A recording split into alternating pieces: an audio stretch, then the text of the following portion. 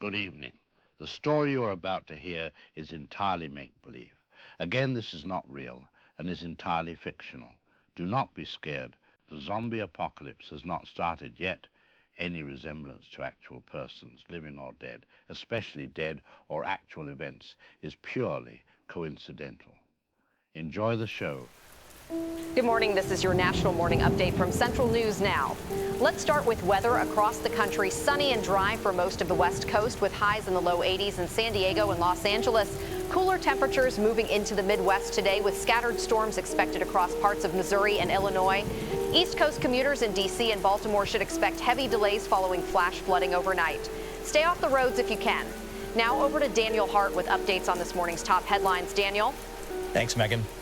We're following reports out of Minneapolis this morning where a police officer was attacked during a routine welfare check just after 4 a.m. local time. According to a department spokesperson, the officer responded to a call regarding a man behaving erratically in a downtown alleyway. The suspect reportedly lunged at the officer and bit him multiple times before backup arrived. Details are still coming in, but the attacker was described as unusually strong and unresponsive to commands. Both the officer and the suspect are currently in stable condition at Hennepin County Medical Center. Authorities have not released further information at this time. In other news, President Rusk is expected to meet with pharmaceutical leaders in Atlanta later this afternoon to discuss ongoing infrastructure investments. This comes after yesterday's surprise cancellation of his scheduled appearance at the Renewable Energy Summit in Houston. No official reason has been given for the last-minute change. Meanwhile, several major airlines reported technical issues overnight, resulting in scattered delays along the East Coast. FAA officials say they're looking into it, though there's no indication of coordinated activity. That's the latest from Network 7. We'll continue monitoring the situation in Minneapolis and bring you updates as they come in. Now back to your regularly scheduled programming.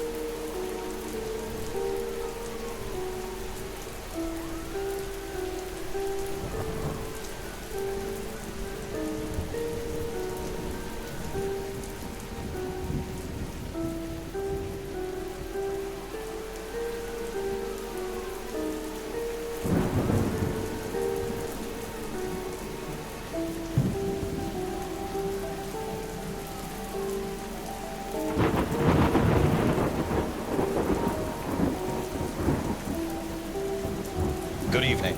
I'm Daniel Hart, and this is the Central News Now broadcast for Tuesday, July 9th. We begin tonight with a developing story that is raising questions across several U.S. cities. Just hours ago, police departments in 3 different states reported unrelated but eerily similar incidents of sudden and extreme violence. What began as isolated disturbances may be part of a broader, more troubling pattern. Authorities in Cleveland, Ohio confirmed that 2 individuals were hospitalized following what witnesses described as a frenzied attack inside a convenience store. Surveillance footage, which has not yet been made public, reportedly shows a man entering the store and then lunging at another customer, biting him repeatedly. Police have not released the suspect's name. However, they did confirm he was unresponsive when taken into custody and exhibited signs of extreme delirium. Toxicology is pending. Similar incidents were reported earlier today in Henderson, Nevada and Ashburn, Georgia, each involving violent outbursts, physical attacks, and, disturbingly, biting. We now go live to Central News correspondent Megan Lee, who's outside a police precinct in Henderson. Megan? Thanks, Daniel. I'm standing outside the 6th District Precinct in Henderson, where investigators are trying to make sense of an incident that left 2 civilians and 1 officer injured. Authorities say a man, possibly under the influence, wandered into traffic near South Valley Parkway just after 2 p.m. When officers arrived, he refused all commands and then charged at them, knocking 1 deputy to the ground. The man reportedly bit the deputy on the forearm before backup arrived. Bystanders say he didn't speak, didn't scream, just moaned. One witness, who asked not to be identified, said the man's face was, quote, mangled and his eyes were glassy, like he wasn't even there. The suspect was eventually restrained and taken to Henderson General. We've received unconfirmed reports that he later died in the ER after suffering a massive seizure. Henderson police are calling this an isolated event, but they are not ruling out connections to other similar attacks nationwide. Back to you, Daniel. Thank you, Megan. These incidents, while rare, appear to be escalating. Social media users have begun sharing video clips of what they claim are similar confrontations in cities like Fargo, Jacksonville, and Trenton.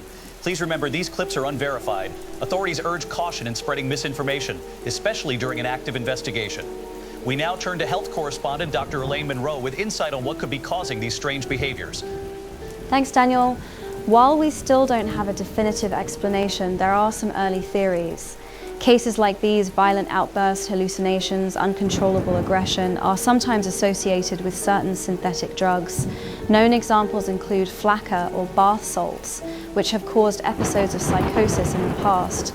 However, initial reports suggest that these individuals may not have tested positive for any known narcotic. That raises new concerns, particularly if a pathogen or environmental contaminant is at play. The CDC has not issued a public alert at this time, but I've been told they are monitoring the situation closely.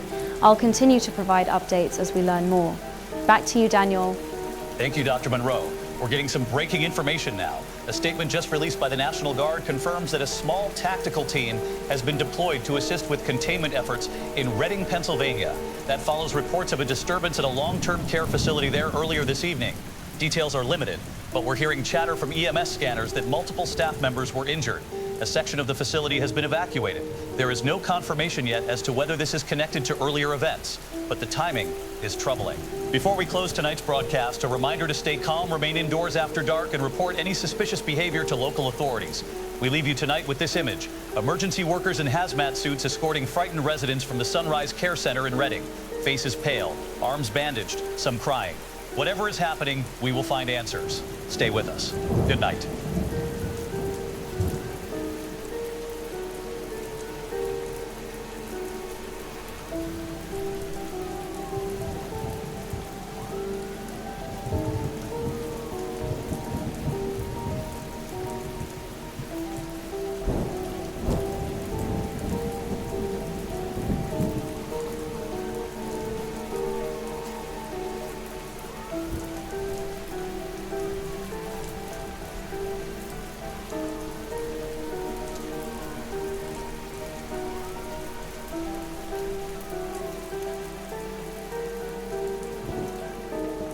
Good evening. I'm Daniel Hart, and you're watching Central News Now, your trusted source for breaking news. It is 8:03 p.m. Eastern, and we begin tonight with developing reports of what authorities are calling a series of violent, unexplained assaults in multiple cities across the country. The first incident was reported just after 6 p.m. in Reading, Pennsylvania, where witnesses say a man attacked several pedestrians near the downtown transit station. Police initially believed it to be a drug-related episode, but similar reports have since emerged in Oak Ridge, Tennessee, Westport, Connecticut, and most recently, Harlow Park, Illinois. Authorities are urging the public to remain calm as they investigate these events. However, a pattern is beginning to emerge. We go now to Megan Lee, live outside St. Luke's General in Oak Ridge. Megan? Thank you, Daniel. I'm standing outside St. Luke's General Hospital here in Oak Ridge, where the situation is deteriorating by the minute. Emergency rooms have reached full capacity within the last hour, and dozens of people have been rushed in, most of them suffering from what appear to be violent bite wounds to the face, neck, and arms. Hospital officials initially believed the injuries were the result of isolated assaults, but eyewitnesses now say that several of the patients became erratic, lashing out at medical staff, screaming incoherently, and in some cases, biting anyone who got too close. We've spoken with a nurse who described one patient as blank-eyed, bloodied, and impossible to restrain.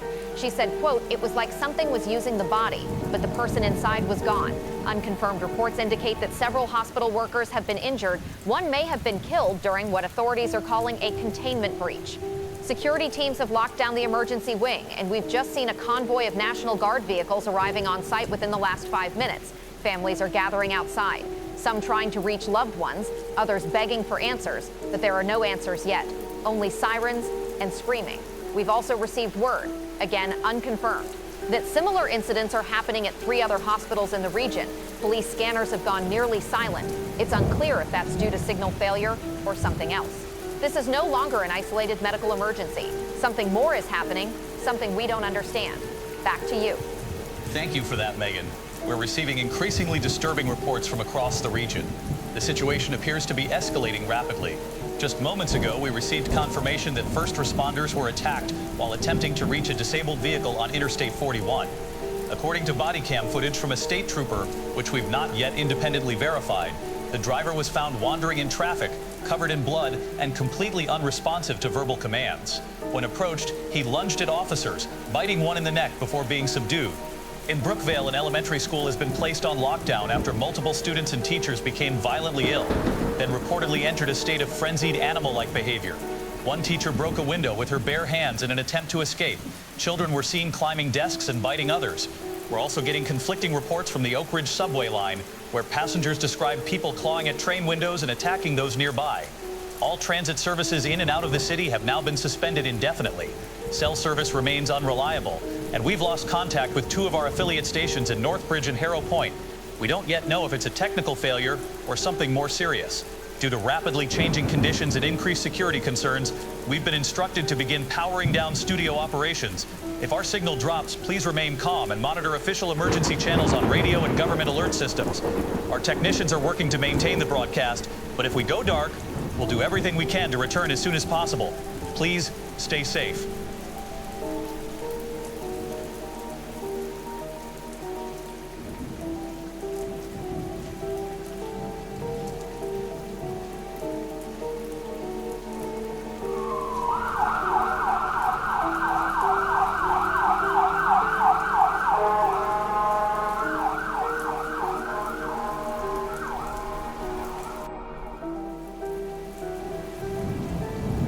Wake up, people. You think this is normal?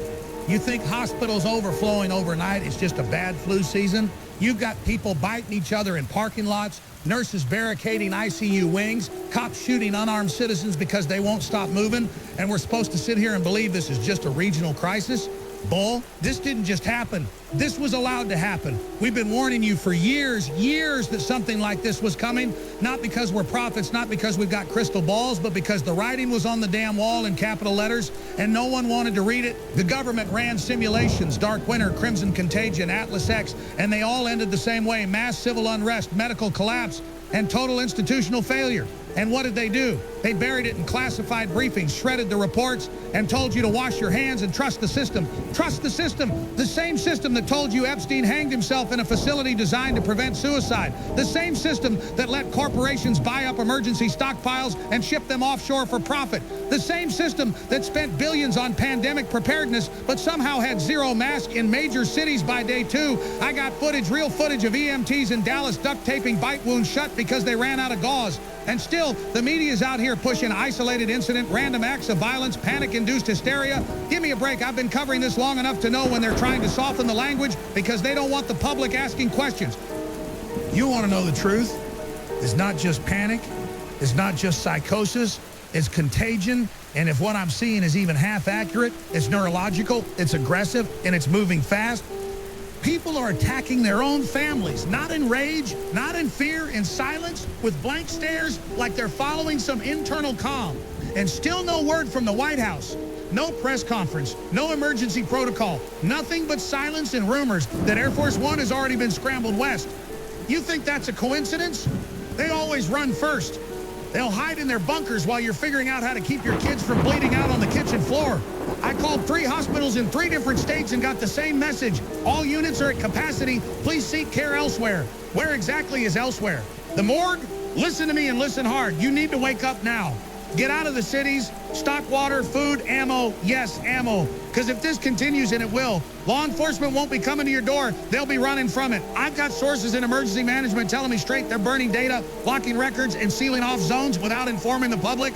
You're not going to get a siren warning, folks. You're not going to get a text alert. The collapse won't be televised. It'll just happen. 1 hour you're watching game shows and scrolling TikTok. The next you're watching your neighbor rip someone's throat out in your driveway.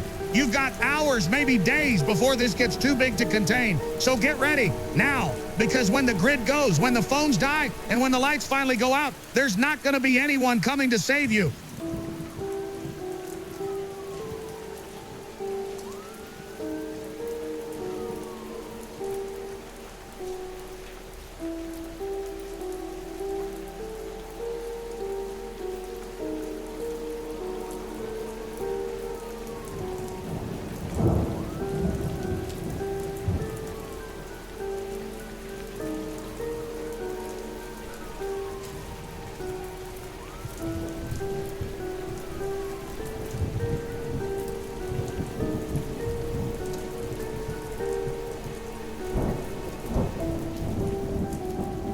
Hey guys, it's John.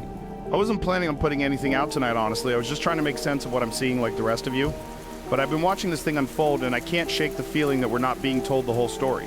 I mean, I've seen chaos before, riots, disasters, even war zones, but this is different. I watched a live stream earlier where this dude covered in blood, eyes wide open, totally blank stare, just walked straight into traffic, got hit, stood back up and ran at the car. And no one helped. People just scattered. And honestly, I get it. There's something primal going on here, something wrong. My DMs are full of people saying hospitals are being overrun, and there are these reports of people biting each other, attacking strangers like animals, and it's not isolated anymore. It's in cities, it's in small towns, it's spreading way too fast. I've got a friend, former SEAL, lives off-grid, and even he texted me saying it's time to get out of populated areas. That's not a dude who scares easy. And look, I'm not saying it's zombies, I don't even know what a zombie is, but something is turning people into something else. Something violent, something that doesn't feel pain, doesn't hesitate, doesn't stop. I saw one guy take 5 taser hits and just scream like it fueled him. I don't care what anyone says, that's not drugs. That's not a virus we've seen before. Maybe it's engineered, maybe it's a mutation. I don't know, but it's not natural. And the government? They're either too slow or too scared to tell us the truth. Power's starting to flicker here. Cell signals are garbage. I had to hook this up on a backup battery just to get it out. So here's what I'll say. Don't wait for help. Get supplies. Stay armed. Don't trust anything that doesn't look right. If someone starts acting weird, if they're twitching, bleeding from the mouth, unresponsive, get away from them. Don't play hero. Don't hesitate. We might be on our own for a while. I'll try to update again if I can. Just be smart, be ready, and stay human.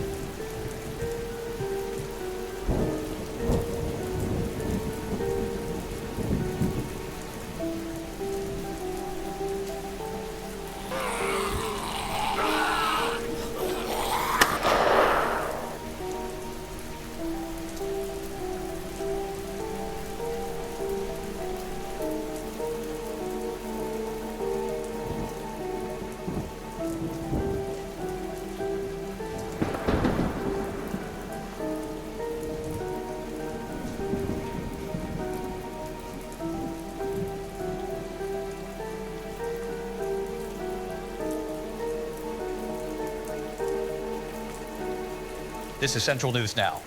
After a brief technical failure, we are back on the air and broadcasting across all available channels. I'm Daniel Hart, and we are continuing our live coverage of what authorities have now officially labeled a national emergency.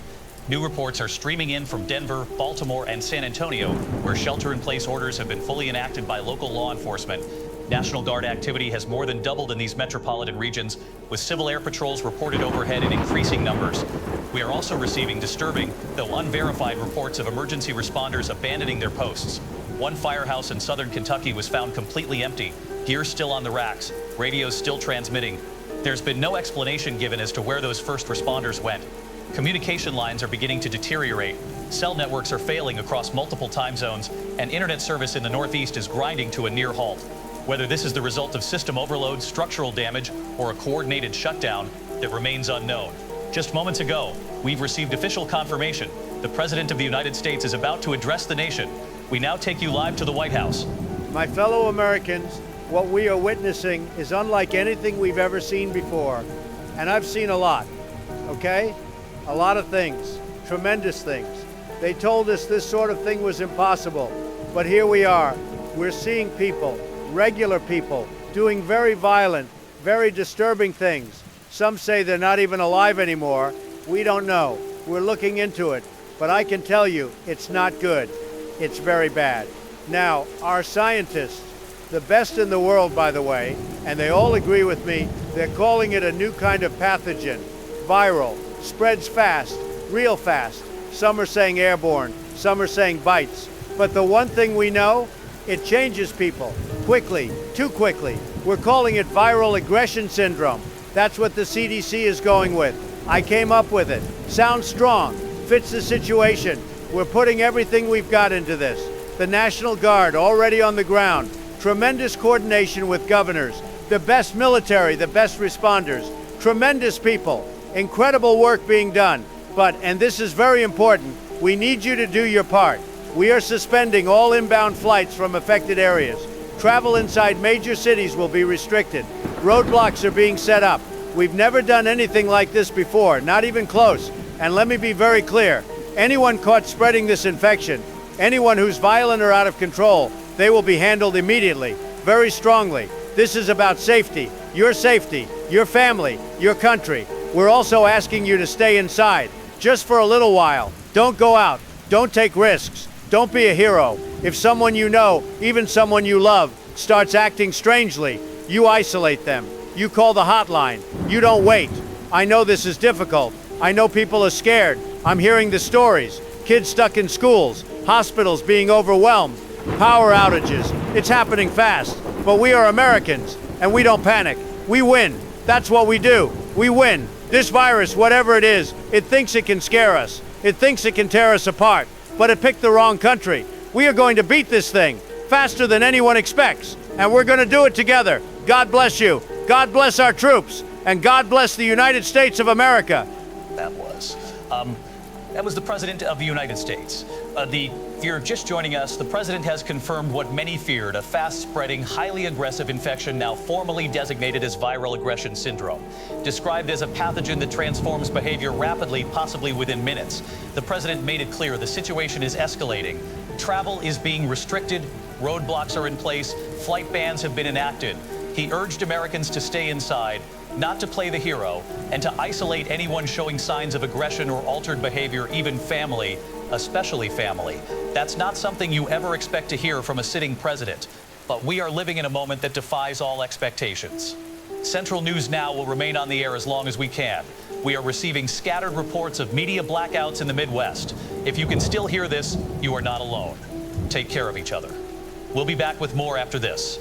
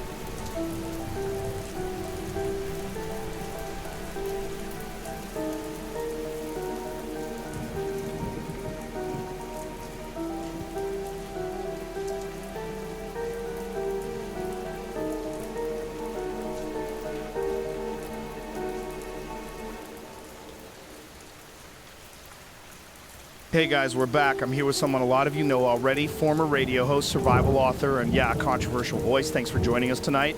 Look, people are scared out there. We've had the president address the nation. We're seeing lockdowns, troops in the streets, but no one's saying the word zombie yet. What's going on, man? Glad to be here, and I'm going to say this flat out. What we're watching unfold right now was never about a virus. This isn't new. It isn't spontaneous. This is a controlled burn of society as we know it. The government, the contractors, the alphabet agencies, they've all run simulations on this. They've planned for it, and now they're using it to push the real agenda. Control, fear, compliance, permanent surveillance wrapped in a biological nightmare. This outbreak, it's the match, but the gas has been leaking for years. All right, but people are going to hear that and say, come on, that's crazy. So I need you to lay this out slow. These reports we're seeing, biting, violence, people getting up after being shot, you're saying that's not just a virus or a drug reaction? I'm saying it's manufactured. And worse, it might have been field tested already in places we never heard about. There was a program under DARPA in 2015 called Project Helix Fall. I've seen redacted docs, neurological bioweapons designed to override empathy, pain response, and rational thought. You know what that looks like in plain terms? People tearing each other apart without flinching. People who can't be reasoned with, can't be stopped unless they're destroyed. This isn't natural, it's engineered, and now it's out in the open. Let's say you're right, and I'm not saying you are, but why would someone let this out? Why now? Because chaos is currency for the people who think they run the world. We've had economic collapse on the horizon, geopolitical instability, climate disasters. All the stress points were primed. This outbreak gives them the perfect storm. Martial law, emergency powers, digital ID rollouts. The population will beg for it if they're scared enough. And once it's in place, it doesn't go away. It becomes the new normal. And that's what they want, a world with no freedom, no dissent, and no escape. You mentioned something earlier about the president's broadcast. What did you see there that the rest of us missed? He didn't look like a commander-in-chief. He looked like a man who'd already sealed the blast doors behind him. Sure, it was a live feed, but let's be honest, that wasn't the White House. That was a hardened bunker, probably deep in the Rockies or under Cheyenne Mountain. They had backup comms, no press, no follow-up. I've got a contact in NORAD who confirmed Air Force One diverted hours before the speech. They got him underground fast. You don't do that unless you know, not think, know that the country's about to go dark. Okay. So say someone's hearing this and they're not completely tuning out. What do you want them to actually do? Get out of the cities. Now, I don't care how safe your neighborhood feels, it won't feel that way when the lights go out and the infected start moving in packs. Stock up on water, long-life food, medical kits, and weapons. Yes, weapons. You see someone foaming, twitching, blood running down their face, don't ask questions. Don't hesitate, because what's coming through that door isn't your friend or your neighbor anymore. It's something else, and it won't stop until you do. And you think this is it? The real collapse? I think we're past the threshold, yeah. The internet will go dark, power grids will fail, and whatever's left of the government will vanish behind barbed wire and biometric scanners. You won't hear a warning siren, just silence, and when that happens, it means the world you knew is gone. You want to survive? Start acting like the world ended yesterday. Caleb Rook, everyone, agree or disagree? He doesn't hold back. We'll try to keep this feed live as long as we've got signal. Until then, stay smart, stay safe, and maybe stay skeptical.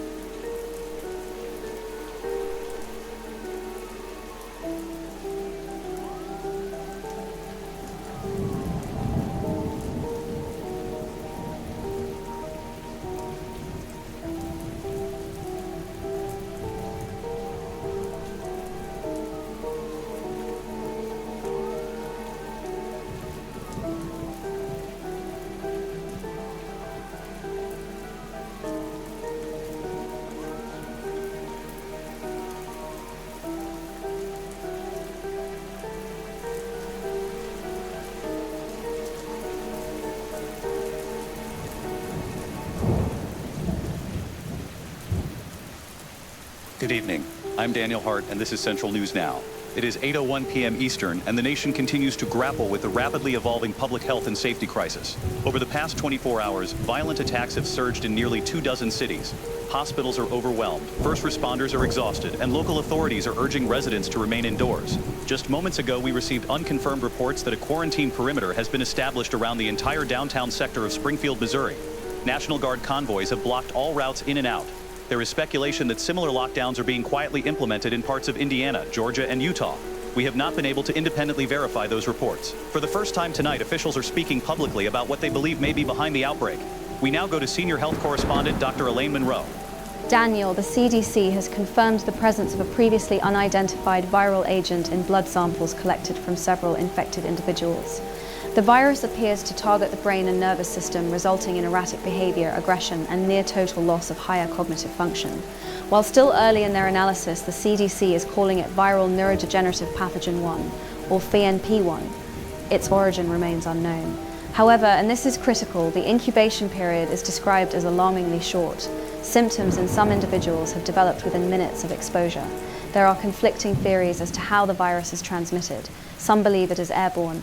Others say transmission only occurs through direct contact with infected blood or saliva. And now, Daniel, we are hearing the first unverified reports that some infected individuals are getting back up after being declared dead. A trauma nurse in Lincoln, Nebraska claims to have witnessed a patient whose vitals had ceased suddenly convulse and then lunge at staff. She described it as impossible, like the body rebooted. Again, these are early unconfirmed accounts, but they are consistent with similar stories emerging from emergency rooms across the country. I'll remain on this story and provide updates as they come. Back to you. Thank you, Dr. Monroe.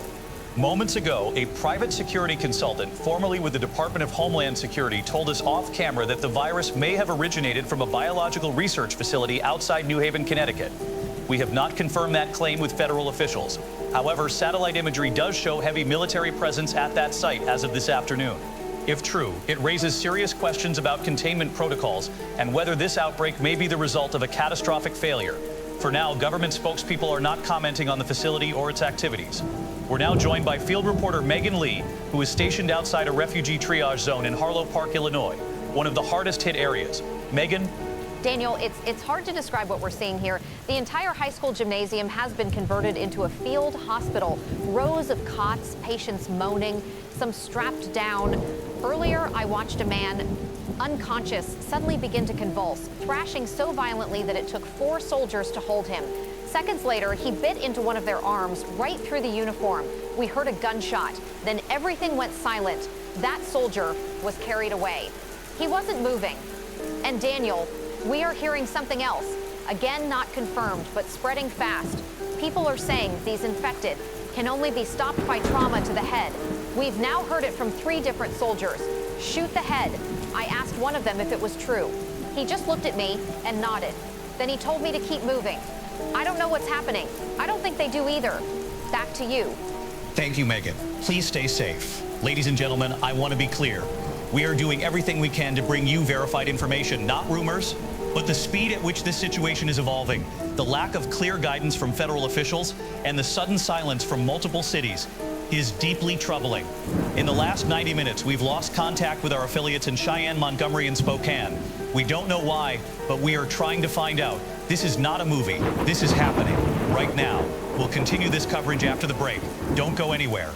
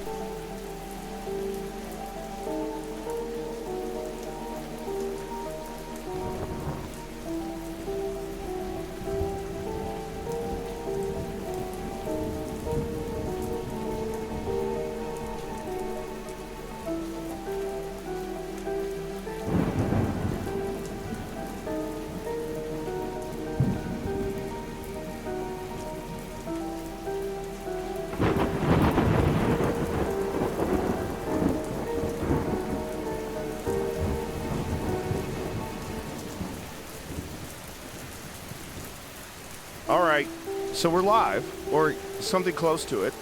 I don't even know if anyone's hearing this right now. The grid's been offline for hours. We're running off a diesel generator and crossed fingers. No cell service, no internet. This is all going out on emergency broadcast channels and whatever radios are still working. I don't know if this is the end of the world, but if it is, I figured we should at least talk about it. I've got a guest with me tonight, someone who actually knows what the hell is going on. His name is Dr. Thomas Doyle, former virologist with the CDC, advisor to half the alphabet agencies. He's been warning people about biological threats for a long, long time. And now we've got something straight out of a horror movie. Doctor, welcome. Good evening, John.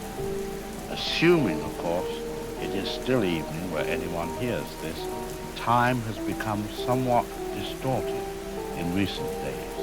What you're witnessing, what the world is experiencing, is what I would call the culmination of arrogance, neglect, and a rather disturbing failure to listen. The pathogen currently sweeping the globe is not new, not entirely. It is, in scientific terms, a recombinant strain, part viral, part parasitic, engineered, perhaps, released by accident or design. That I do not know. But what I do know is that it rewrites human biology, fast, violently, irreversibly. You're saying these people, the ones attacking others, they're not just sick, they're what, gone? Precisely. You must understand, John, the virus targets the limbic system first. Emotion, impulse control, then the frontal cortex, decision-making, memory. It leaves the brainstem largely intact, which means the body moves. It reacts, it attacks, but it no longer thinks. So it's not just like rabies. This is worse. Infinitely worse. Rabies kills the host.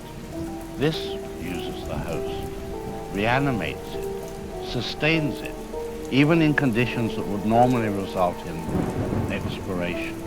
We've seen individuals, or should I say specimens, continue to function with massive tissue damage, missing limbs, fractured bones, no apparent pain response. How do you stop it? How do you kill one of these things? Remove the brain, blunt force, ballistics, fire if necessary. This is not something one subdues. It must be destroyed. And the spread? How bad is it? Exponential.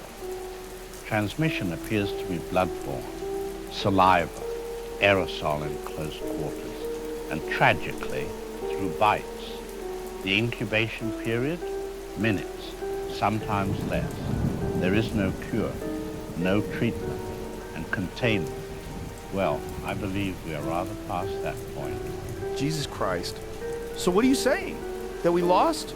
Not lost, merely behind.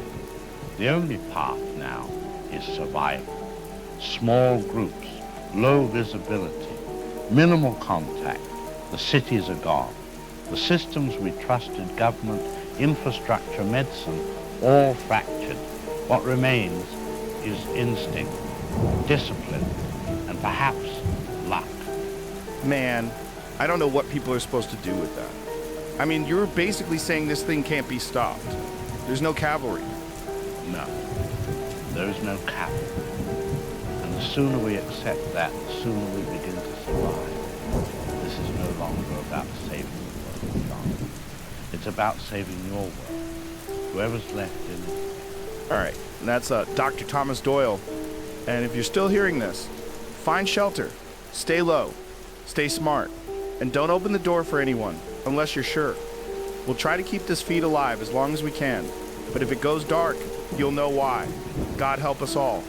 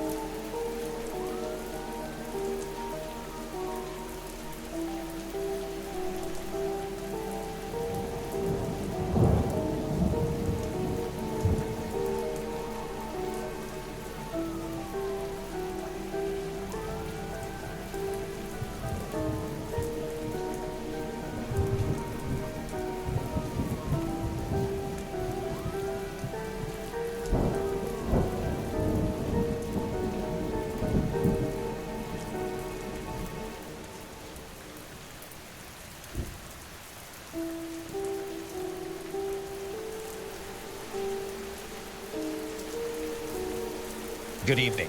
I'm Daniel Hart, and you're watching Central News Now. It is 10 p.m. Eastern, and we continue to follow what is rapidly becoming the most severe national emergency in modern history. Federal officials have just issued a Tier 5 disaster warning, urging citizens in all major metro areas to seek shelter immediately and avoid contact with anyone exhibiting erratic or violent behavior. We are receiving word that a federal quarantine zone has failed outside of Pittsburgh, and multiple escapees may be infected. Local emergency services are overwhelmed, and National Guard units are being rerouted to population centers experiencing large-scale outbreaks. We go now live to Megan Lee, who is stationed outside a secondary triage facility in South Oak Ridge. Megan, can you tell us what you're seeing? Daniel, the scene here is worse than anything we've witnessed so far. The makeshift medical tents were overflowing within an hour of setup. There are bodies, Daniel, there are bodies in the street that no one is moving. Medical staff are breaking down. People are screaming at the gates, demanding help. And now, my God, Daniel, something's happening at the East checkpoint. And I can see people running. National Guard just opened fire. They're yelling for civilians to get down. Wait, there's something just jumped the barricade. It's in the crowd. Oh my. Daniel, we need to, oh no, it's coming. Megan, are you there? Megan, can you hear me? We've lost the feed. We're trying to reestablish the connection now. If anyone on the ground near South Oak Ridge can hear this, please contact emergency channels. I'm being told our tech team is seeing a signal spike on the main uplink. It could be a power surge. Wait. Something's happening outside. I just heard shouting. I think the front entrance has been breached. To our viewers, if you can still hear this, please listen carefully. We are initiating immediate lockdown protocols at the Central News Now studios. All staff are moving to the secure broadcast room. This may be the final television transmission before we switch to emergency radio systems. I repeat, we are under attack. The power is failing. Backup batteries online, but they won't last. If this signal cuts, tune into the official emergency frequency. We'll try to reach you there. God help us.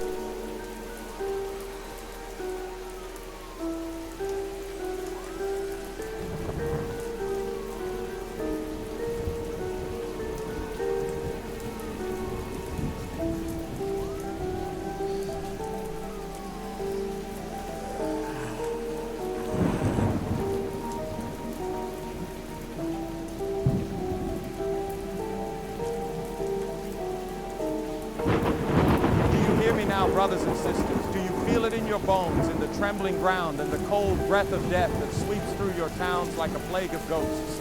This is no disease, this is declaration.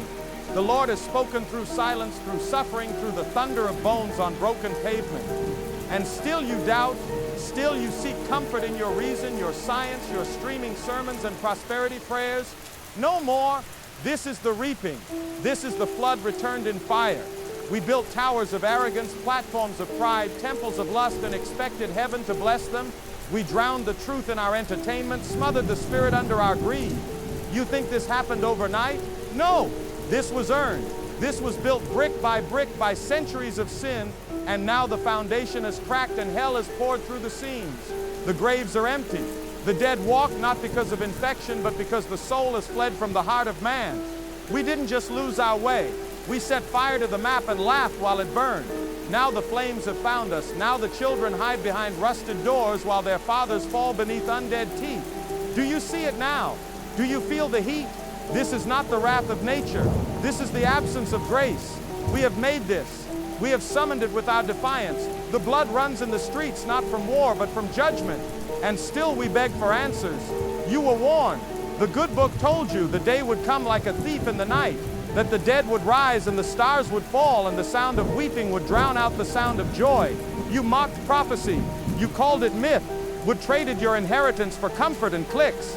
And now comfort has fled and only judgment remains. Mothers eat in silence while their children scream in their sleep. Thy fathers weep beside the corpses of sons, and still you will not pray. Still you look for a cure. The cure is not in your hands. It never was. It's in your knees, bent to the floor, soaked in repentance. You want salvation. You want hope. Then burn your idols. Smash your screens and your pride. Fall on your face before the one who still watches, who still waits, even now. But do it fast, brothers and sisters, because the hour is late. The stars have gone dark. The horns are silent, and the dead do not sleep. They hunger. They move. They are the punishment made flesh. They are what remains when a world removes its soul. But if you can still hear this voice, if breath still stirs in your lungs, it's not too late for your spirit. Confess your sins. Cry out to heaven, not for survival, but for cleansing. Because your guns won't save you. Your bunkers will collapse. Your governments are dust, but the Lamb still listens, and the gate is still open, just a crack if you would but run through it. There is no more room in hell, so it has come here. And if we fall now, let us fall on our knees, not on our backs. Let the last breath from our lungs be a prayer, not a scream. Because even as the dead rise, the living still have a choice. So choose.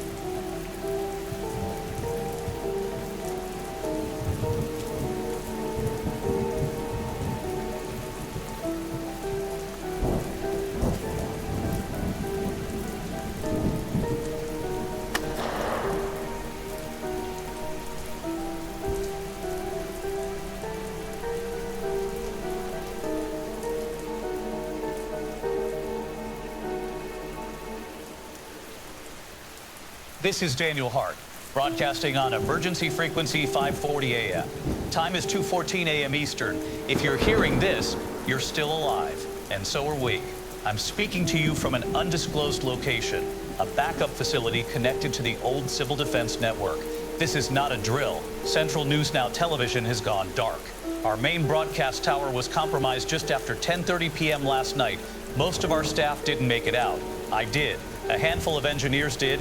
Megan Lee did not. We still don't know what happened after her last transmission. But from what we've seen and what we've heard, it's safe to assume the worst. The government has activated the National Emergency Broadcast System. All stations were ordered to switch to radio by midnight.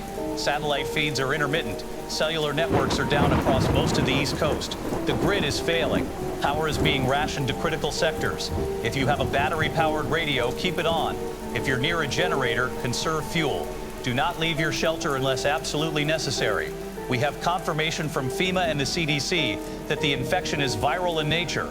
It spreads primarily through saliva and blood bite transmission. Symptoms manifest within minutes. Victims exhibit extreme aggression, loss of speech, and a total absence of higher brain function. They do not respond to pain. They do not retreat. They are not sick. They are lost. Unverified reports suggest that the infected can only be stopped by severe trauma to the brain, headshots, blunt force to the skull. This information has not been officially confirmed. Use it at your own risk. We've been joined now by Dr. Elias Monroe, former virologist with the CDC, speaking with us by satellite phone from a secure medical station in Denver. Doctor, what can you tell us about this virus? Thank you, Daniel. What we're seeing is a complete neurological hijack. The virus attacks the central nervous system with unprecedented speed. The limbic system is overloaded and all higher reasoning shuts down. Victims revert to primal behavior, fight, hunt, consume. They don't sleep. They don't feel pain. And most disturbing of all, they do not die easily. We believe the virus uses the host's body as a kind of vessel, a carrier. But it's not just infection, it's erasure. The person is gone. Only the body remains. In every measurable way, it's as if something else is behind the eyes, not intelligent, not aware, just like instinct wearing skin. We've lost good people trying to study them up close. No one should attempt contact. What about transmission? Is there any hope of a cure? Transmission is highly aggressive. We believe it can survive in open air for short periods. Bites are the primary vector. There is no vaccine. No antiviral has shown effectiveness. There may be a brief window, minutes, maybe less, after exposure, where containment is possible. But right now, Daniel, our priority is not saving the infected. It's saving the uninfected. That means evacuation, relocation, isolation. No one is coming to help. There are no field hospitals, no airlifts, only choices. Understood. Thank you, Doctor. Stay safe. If you're hearing this, know that you are not alone.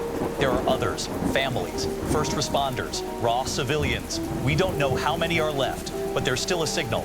That means there's still hope. We will continue broadcasting every hour on the hour. Between updates, we will rebroadcast government advisories and survivor messages. If you have power, record this frequency.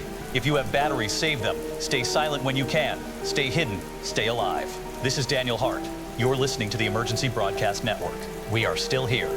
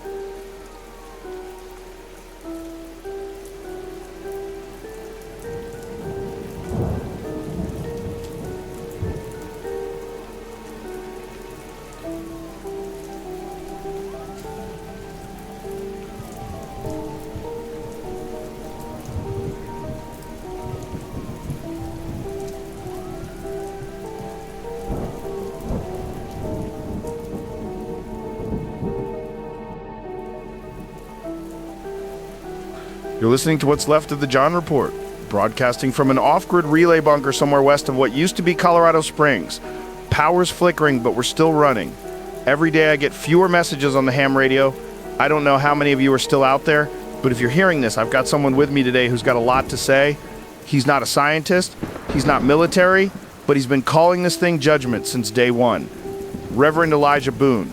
Welcome to the show, if you can call it that. Thank you, John. And let me say this plain for your listeners. If any remain, this is the hand of God. This plague, this walking damnation, it ain't evolution. It ain't climate change. It's divine retribution. We spit in the face of the Lord for generations. We slaughtered the unborn. We worship sex and money. We let our children be raised by screens and sin. And now he has removed his hand. We are naked before the storm. The world was warned. Prophets cried out for decades, but the people laughed, mocked. Well, they ain't laughing now, John. You're not pulling any punches, Reverend. But I gotta ask, why now? Why this generation? Is it really that much worse than before? Worse. Brother, we turned sin into entertainment. We let pride parade down our streets while the poor starved in silence. We made influencers our idols. We made virtue a meme, and we silenced the truth tellers. They were shadow banned and buried, and then came the silence, the blackout. No more feeds, no more likes, just moaning in the dark and the cold breath of death against your door. He warned us, John, and now the trumpet's echoing, whether you hear it or not. I've seen the cities. Denver, Omaha, whole blocks just gone. It was like the bones of a giant rotting in the sun. And you're saying that's righteous punishment? I am saying it is righteous consequence. Judgment is not cruelty. It is the harvest of rebellion. This nation sowed arrogance and now reaps ruin. And yet, God in His mercy still gives breath. Every survivor is a spark. Every breath is a chance. But they must turn. They must repent. Because this ain't just a virus. It's possession. It's unholy fire walking on 2 feet. Reverend, you're saying this is supernatural? Like demons? What else do you call a thing that eats its brother alive? What else but hell's hunger would walk through bullets and keep coming? You seen their eyes, John? Ain't no soul behind them. It's not just biology, it's spiritual rot. And unless we clean house, it'll spread beyond flesh. It'll rot the very land. So what do we do, Reverend?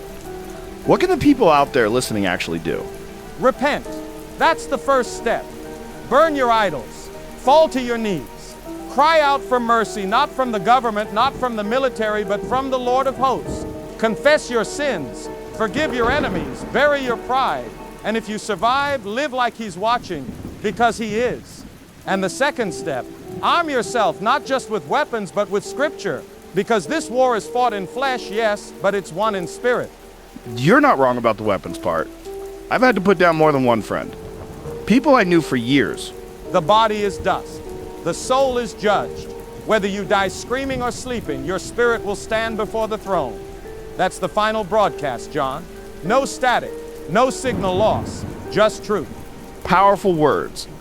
Reverend Boone, thank you for being here. Whether people believe you or not, I hope they listen. I'm going to keep broadcasting until the lights go out. And maybe that's enough. For those still tuning in, stay human. Keep your soul clean.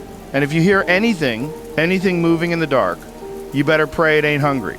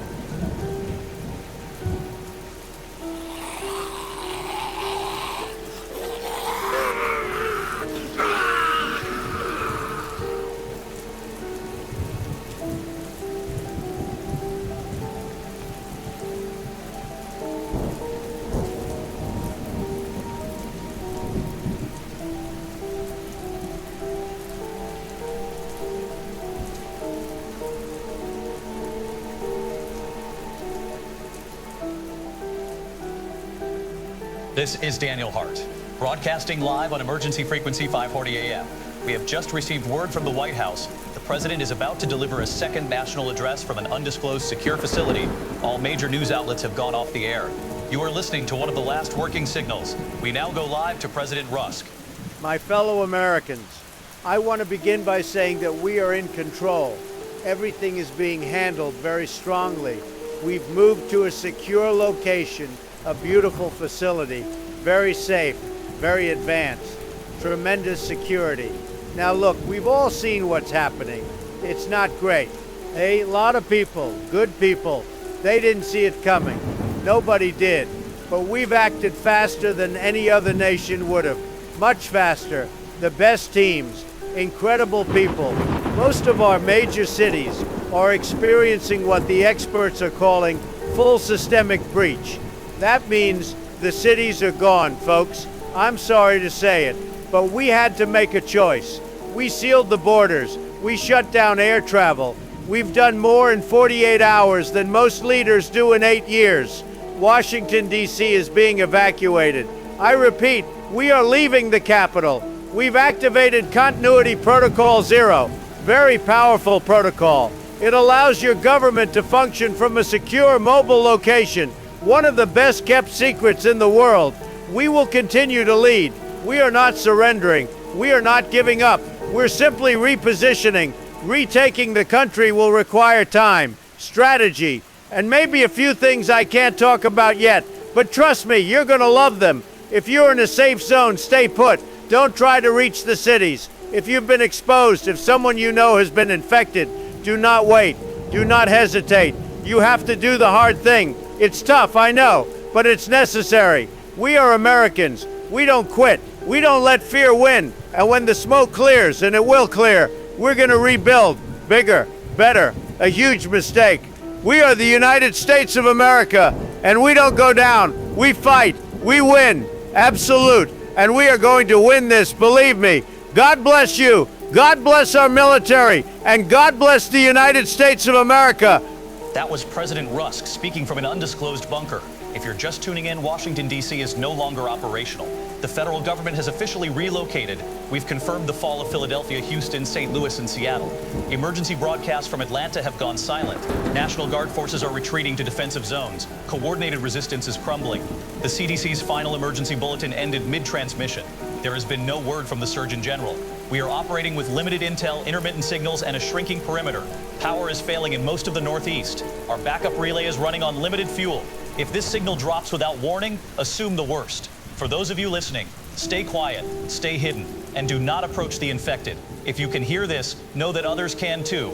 Somewhere out there, someone else is clinging to this same voice in the dark. So hold on. We'll be back with another update at the top of the hour. Until then, this is Daniel Hart. You are not alone.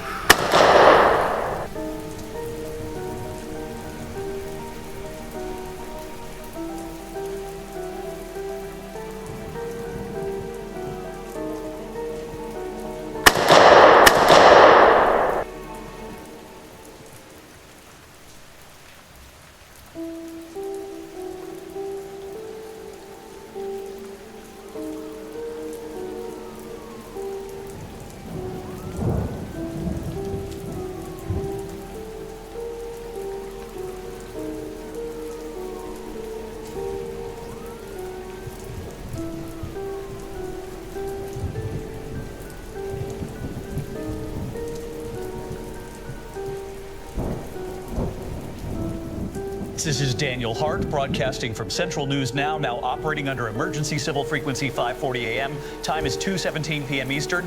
We've just received a disturbing report from a military relay station in Fort Pickett.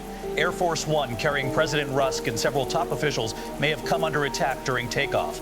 I want to be very clear, this information is still unconfirmed. But we have intercepted portions of an air traffic control feed. We're going to play them now. What you're about to hear is raw and may be difficult to process. We've got hostiles on the ground! They're not responding to warnings! Some are climbing out of the landing gear! They're inside! They're inside the stairway! Weapons discharged! Secure the perimeter! Shots fired inside the aircraft! Cockpit lockdown initiated! No response from rear cabin!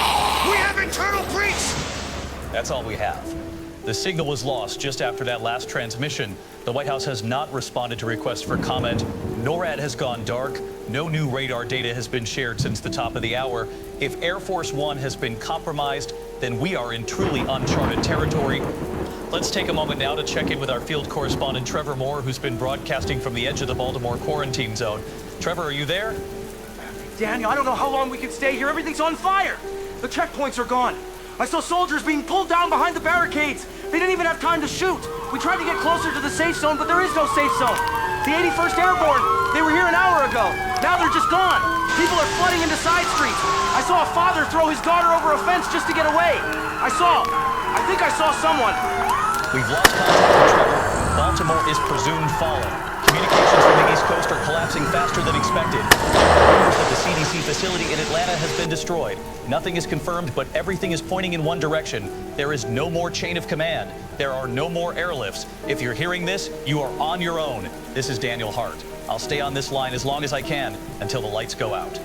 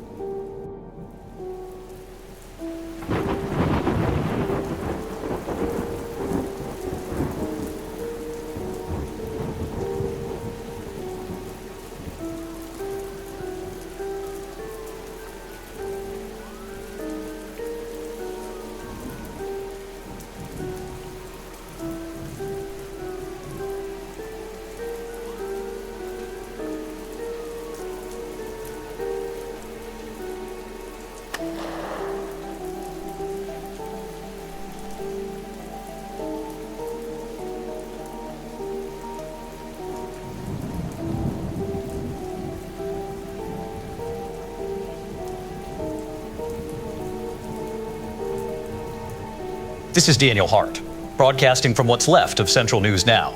It is 4:41 a.m. Eastern. We are one of only two stations still transmitting east of the Rockies. Communication with the Western Defense Grid has failed. The National Guard has been disbanded, and as of 2:19 a.m., the United States federal government is no longer operational. Air Force One was confirmed down outside of Dover. No survivors. But we've just received a secure uplink from what remains of the emergency continuity shelter in Colorado. Vice President Nathaniel Cross, acting as Commander-in-Chief, has released a final statement. We play it for you now. My name is Nathaniel Cross. If you're hearing this, then God help you. The President is dead, so is most of the cabinet.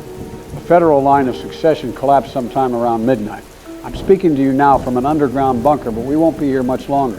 The infection is not contained, it's not regional, it is everywhere. I repeat, everywhere. Major cities have been overrun. Rural towns are cut off. There are no more flights, no more trains, no reinforcements are coming. We've learned a few things. You need to listen. If you want to survive, do not leave your home. Do not attempt to travel unless absolutely necessary. The infected are not sick. They are not confused. They are dead. Their bodies are moving, but there's nothing left inside. The only way to stop them is to destroy the brain. Shoot it, crush it, burn it if you have to. Don't aim for the chest. Don't try to talk to them. They are not people. They don't feel pain, and they do not stop. I wish I had better news. I wish there was hope. But right now, the only thing you can do is live. Take care of your family. Find a safe place. And wait. We'll be powering down this facility soon. It won't last much longer. America, if you're still out there, survive. That was Vice President Cross issuing what may be the final statement from any branch of the United States government. We have no further incoming signals. Our generators are failing. The building is surrounded. We've moved the last of the staff into the maintenance sublevels. I don't know how long we'll be able to transmit, but if this is our final sign-off, I want to thank you for listening, for fighting, for hoping. You've stayed with us through every emergency broadcast, every evacuation order, every false hope and grim update. We tried to give you truth, even when the truth was hard. From the first wave in Jakarta to the fall of the eastern seaboard, we have reported every moment, even when it tore us apart. I've lost 3 coworkers tonight, and we couldn't even open the door to carry their bodies out of the studio. I don't know if anyone out there can still hear us. The satellite uplink is degrading fast. I keep thinking I should have tried to get out while I had the chance, before the roads fell, before the airstrips burned, before the power grids blinked out like dying stars. But we stayed. We stayed for the truth. We stayed for you. And if you're still listening, if you're still out there, I want you to know your life matters. Not because someone told you it does, but because you're still choosing to breathe, to think, to resist. You are the resistance now. There is no cavalry. There is no rescue mission. You are what's left. And that makes you more important than any general or president. I don't know what the world will be tomorrow. Maybe ash and echoes. Maybe something new will crawl from the rubble and call itself human. But if any part of us survives, any kindness, any memory, any mercy, it will be because people like you held the line when it mattered most. This is Daniel Hart, signing off. Stay alive, stay quiet, and don't open the door.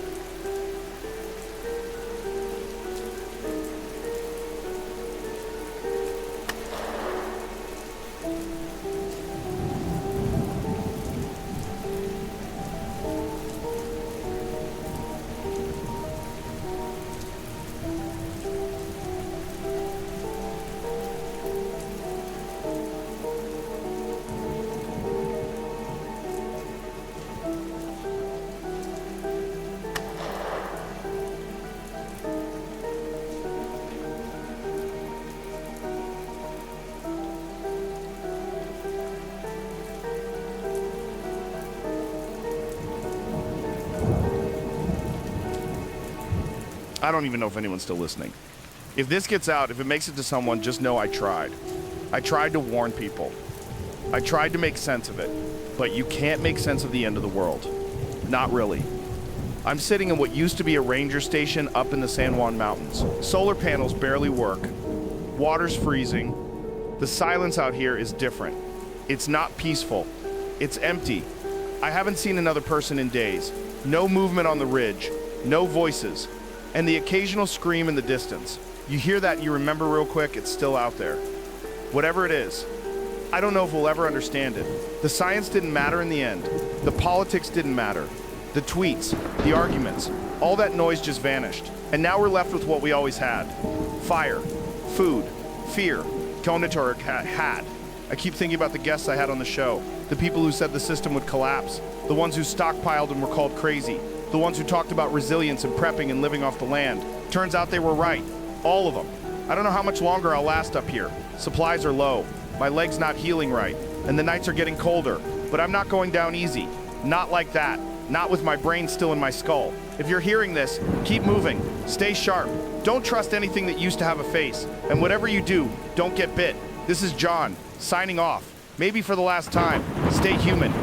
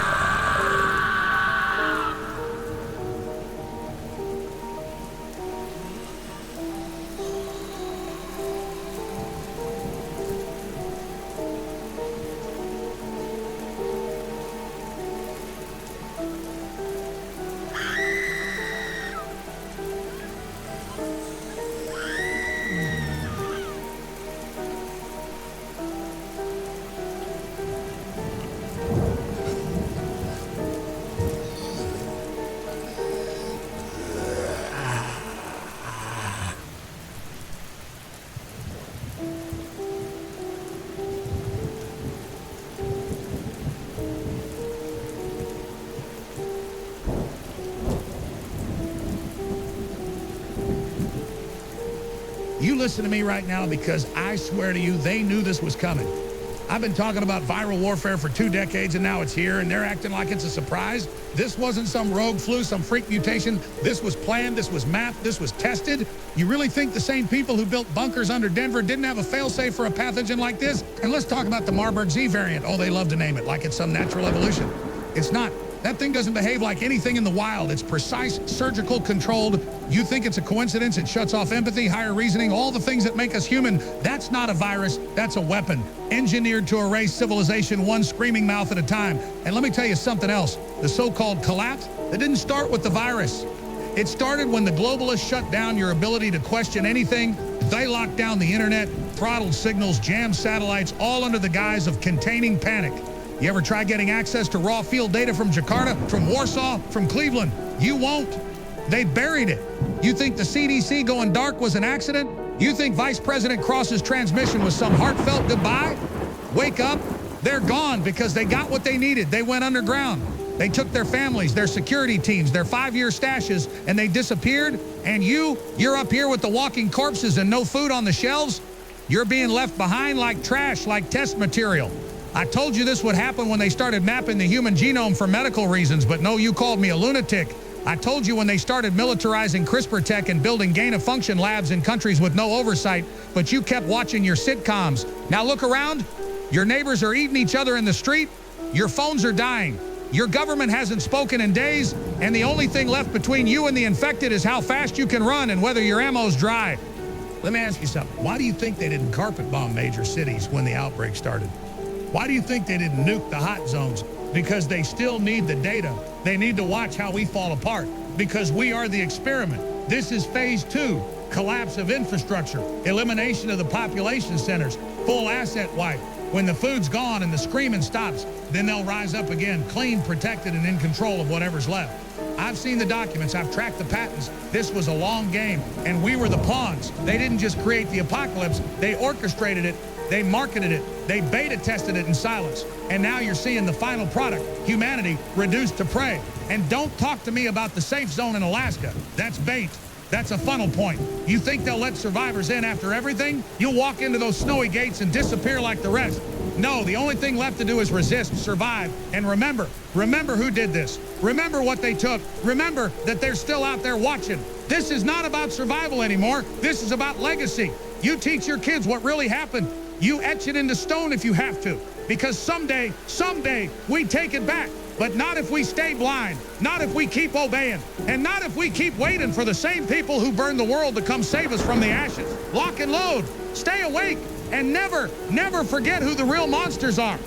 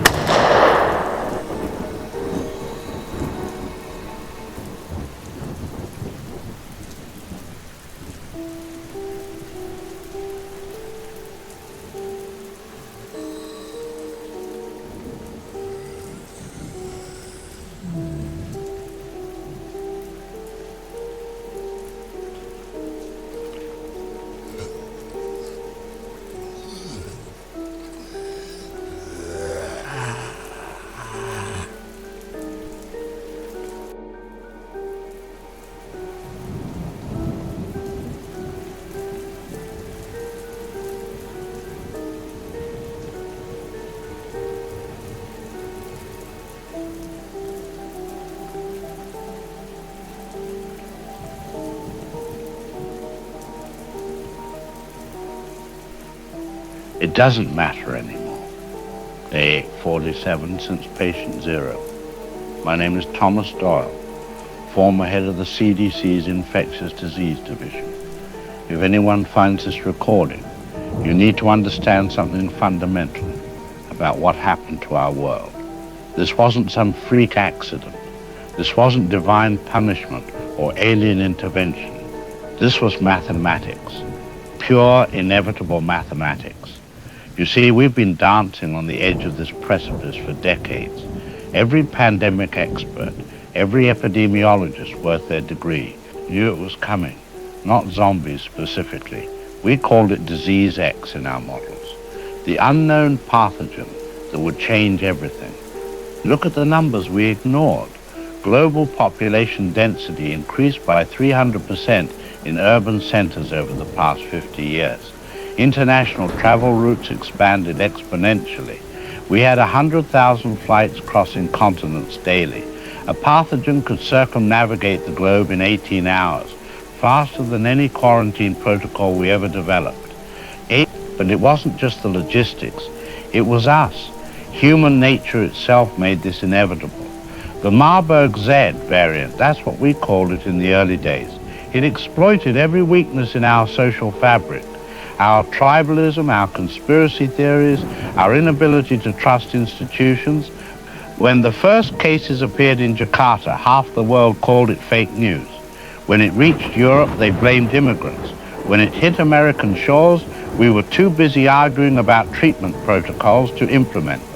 I remember the emergency session at the WHO, 300 of the world's brightest minds in one room, and we couldn't agree on basic terminology. While we debated whether to call them infected or transformed, the reproduction rate hit 15.7. Do you know what that means? For every infected person, 15 others would follow. Exponential growth doesn't wait for committee decisions. Biological inevitability was elegant in its simplicity. The pathogen attacked the prefrontal cortex while leaving the brainstem intact. Higher cognitive functions died, but basic motor skills and aggressive responses remained. It was like someone engineered the perfect apocalypse virus, except no one engineered it. Evolution did. Millions of years of trial and error, and it finally found the perfect key to unlock our extinction. But here's what haunts me most. We had the knowledge to prevent this, not the zombie outbreak itself. That was always possible. But the collapse, the complete breakdown of civilization, that was preventable. We had protocols, we had plans. Operation Dark Winter, the Global Health Security Agenda, pandemic preparedness frameworks that cost billions to develop. But they all assumed rational actors. They assumed people would follow quarantine orders, that governments would share information, that fear wouldn't override logic. We never planned for the real enemy, ourselves. The virus didn't destroy our supply chains. Panic buying did. The virus didn't collapse our governments. Conspiracy theories and finger-pointing did. The virus didn't turn neighbor against neighbor. That was just Tuesday in America, 2025. I've spent these past 2 years analyzing transmission patterns, studying the societal breakdown, mapping the cascade failures. Every single step fear, but worse. There's something almost poetic about it. Homo sapiens, wise man, undone not by superior predators or cosmic catastrophe, but by our own cognitive limitations. We evolved to handle threats we could see, fight, or flee from. We never evolved to handle exponential growth, statistical probability, or collective action problems. I want to be angry. I want to rage against the politicians who downplayed the threat, the media that sensationalized everything except the science, the people who refused to believe until it was too late. But anger requires the illusion that things could have been different. And maybe they couldn't have been. This is the last entry. The generators are failing, and my supplies are nearly gone. Tomorrow I'll join the few survivors trying to reach the rumored safe zone in Alaska. Not because I believe it exists, but because the alternative is accepting the inevitable right here. I've packed what I can carry, data drives, a half-empty water filter, one final vial of antivirals that won't make a difference. There's frost on the inside of the walls now. The wind sounds different. The screams have stopped. If humanity somehow survives this, remember, we didn't fail because we weren't smart enough. We failed because we were exactly smart enough. Smart enough to build global civilization, but not wise enough to manage it. smart enough to unlock nature's secrets, but not humble enough to respect them. We thought the rules didn't apply to us.